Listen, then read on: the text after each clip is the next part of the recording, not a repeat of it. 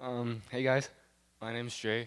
I'm gonna be a senior at Stratford, and I got back from Haiti last night at like 2. I'm really tired, uh, so I didn't really have a chance to prepare this testimony. Anyways, um, so before to like tell you guys like about myself before the trip, I was like kind of dead inside. I didn't really feel anything. I didn't really care about anything. So like that kind of like blocked me from like connecting with people. So like to one of my goals going into Haiti was to like open up more and just like talk to new people, and I think I did that pretty well. And so, well, I was like sick for the first few days, and I just like thought I thought this trip was gonna be like really bad.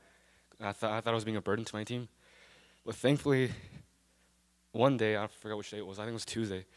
I decided to like be a good man, wake up early, go by the beach and pray, and I opened up this little devotional book that pastor gave us, and I opened up to like one of the pages, and that word for that day was compassion. And what it talked about was just pray to God for Him to break your heart, like Jesus, what broke Jesus' heart, and that's what I prayed for. And I prayed for like to be able to like see things the way Jesus did, and to just feel the way Jesus felt. And so the first thing we did that day was SVT, which is Strategic Village Time. That's where we like go around the village and talk to villagers and just like share our stories and listen to their stories. And the first lady we talked to, I forgot her name, and she was pretty old. And she had multiple sons, and we got to talk to one of her sons. And he was like 22, and he didn't really know Christ.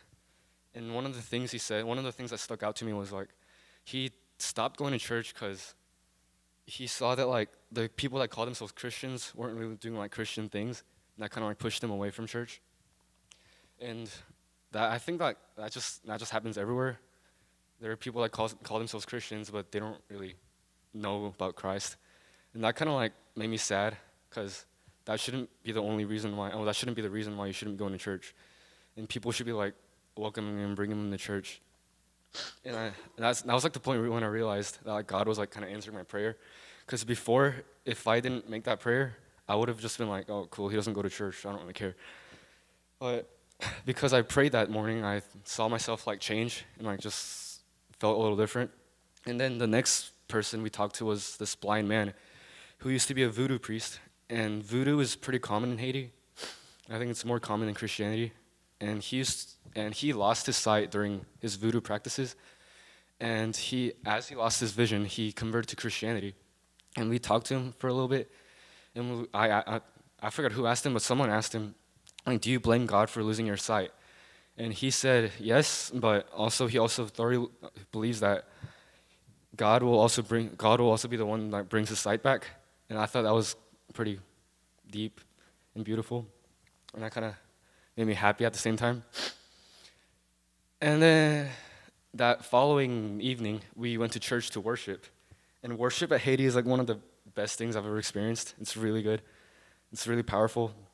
And one thing that happened to me during that worship was we were all just like standing up, singing our hearts out. And then there was this one song we were singing. I think it was "How Great Is Our God," and started like feeling something in my chest, and kind of like it started hurting.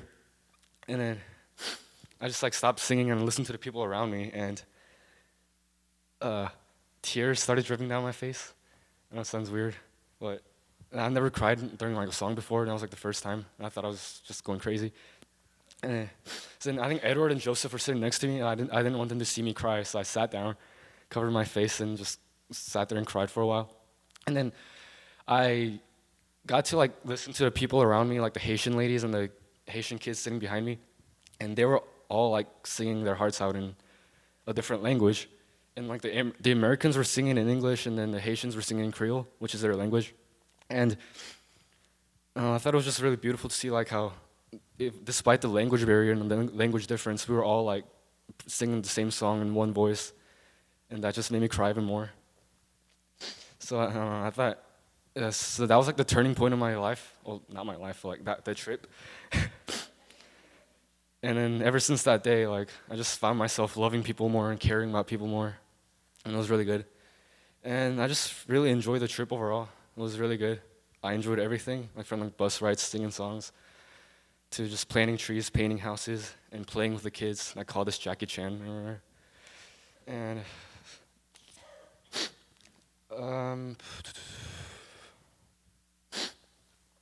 yeah, this trip overall, like I don't know really what to expect because I've never been to Haiti. That was only my second mission trip, but I'm really glad I went.